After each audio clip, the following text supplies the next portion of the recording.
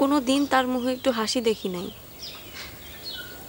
কিন্তু তারপরও লোকটা বাড়িতে না থাকে দমটা বন্ধ হয়ে আসে। অন্তন,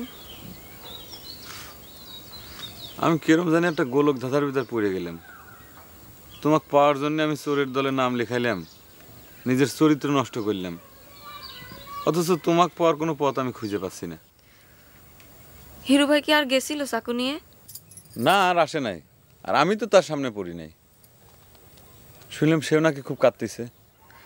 সুটকা ভাই তো কইছিল তোমাকে চাকু নিয়ে তাড়া করার বিচার করবি, কিন্তু তার মধ্যে তো এত কিছু হয়ে গেল। বাদ দাও তো এসব কথা, যা হওয়ার হয়ে গেছে, এসবের দরকার নাই। আচ্ছা, ময়ূরম আর তোমার ফুপু হঠাৎ বাড়ি ছাড়লো কে? সেও তো তোমারই জন্য জহর। তোমার সাথে আমার প্রেম ভালোবাসা আছে সেই কথা জানবার পারে সে বাড়ি ছেড়ে চলে গেছে। আমি তার এতই চক্ষুশূল হয়ে গেছি অন্তন। আমার আর কিছুই ভাল লাগে না, মাথাটা সবসময় ভার হয়ে থাকে। আমার মনে হয় যে আমি পাগলই হয়ে যাব।